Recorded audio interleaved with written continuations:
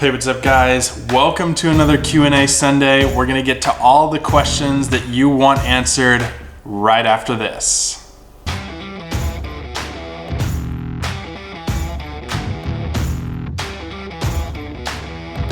Hey, what's up guys, and welcome into the video. On this channel, we talk landscape photography. So if you're into landscape photography or if you're new here, consider subscribing below. Now, in Q&A Sundays, you have photography questions and I answer those questions. So we have 3 solid photography questions today. First of all, if you want your photography questions answered, comment below with those questions so that we can answer those for the next Q&A Sunday video. So before we get into these questions, I just want to say that the main question we're going to be going over is question number 3. So stick around for that. That's the where do you focus in landscape photography question. All right, so let's jump right into it. Rob's Aircam asks, how do you keep local areas for photography fresh? So this can be anything like state parks, local parks that are around your house. I kind of consider anything within a 3-hour drive a local spot that you can go shoot.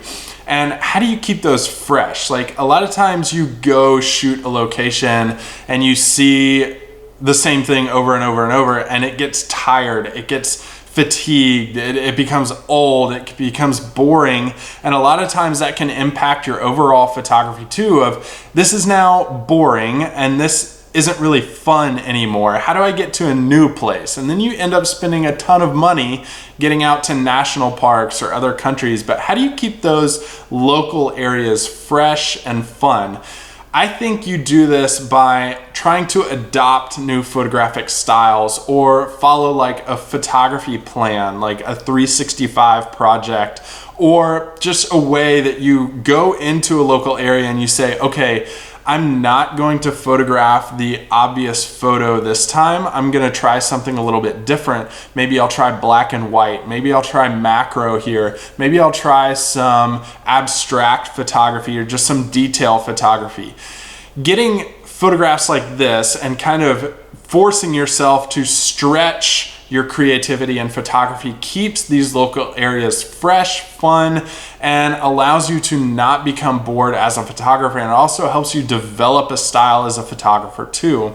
So always go into a typical location or a local location like you always go out and shoot, but try to shoot it differently every time. Like I said in the examples earlier, macro, detail, black and white, or even only take like one type of lens out with you, or take a drone out there with you and say, I'm only gonna shoot aerials this time, or I'm gonna take this 70-200 and that's all, and I'm gonna figure out how to shoot this location differently than I already have. That will allow you to shoot these locations more creatively and also give you better photo opportunities when you get to a new location that you have to travel to, because you've already spent the time in local areas developing your own style. And when you're approached with a difficult situation in some place you've never been before, you can look back on these experiences and think, okay, I remember when I had to force myself to do this.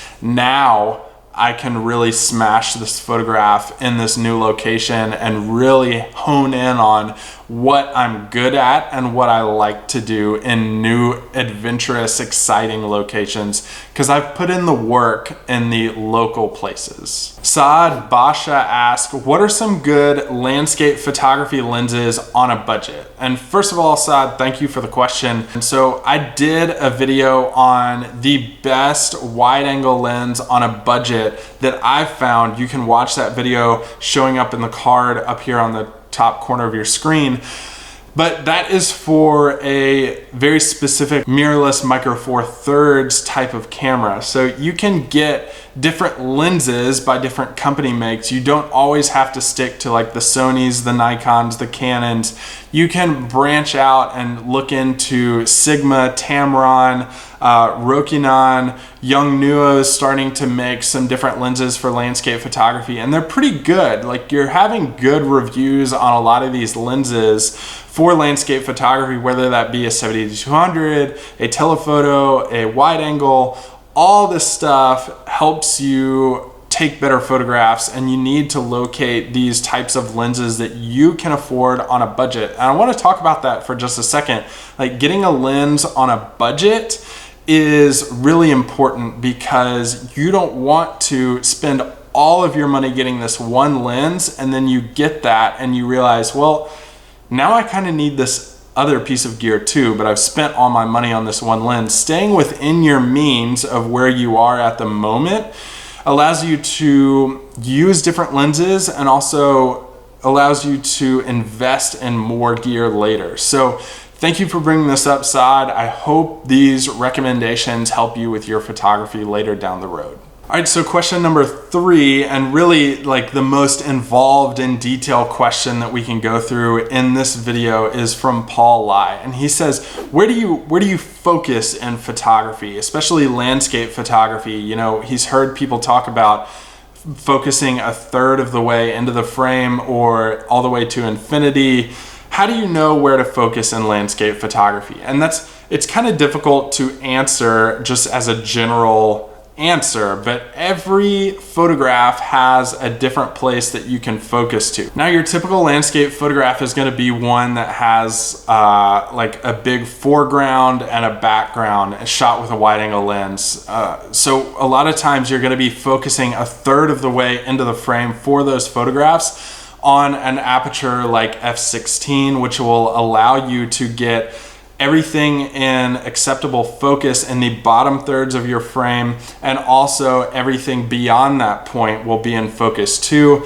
Usually this is shot at f/16 or higher. I recommend f/16 because it just looks better than like f/18, f/20, f/22. Getting that honed in and focusing a third of the way into the frame is called hyperfocal distance, and it allows you to, like I said, get everything in the bottom of the frame and beyond that within acceptable focus for your photography. But what if you're using a telephoto lens for landscape photography too? Like, you can use portrait focusing techniques for that. So if you're shooting just like a mountain range or just one tree in a landscape, you can use just autofocus on those things, or you can use something like an f/16 and f/8 and focus directly on the main subject using a telephoto lens. If you're shooting night photography, then we're getting into the infinity focus points and focusing to infinity to get everything, even like millions of light years away, of these stars in focus too. So focusing to infinity is really reserved to these night shots to be sure that the stars are tack sharp, your foreground's good, everything's crisp and clean.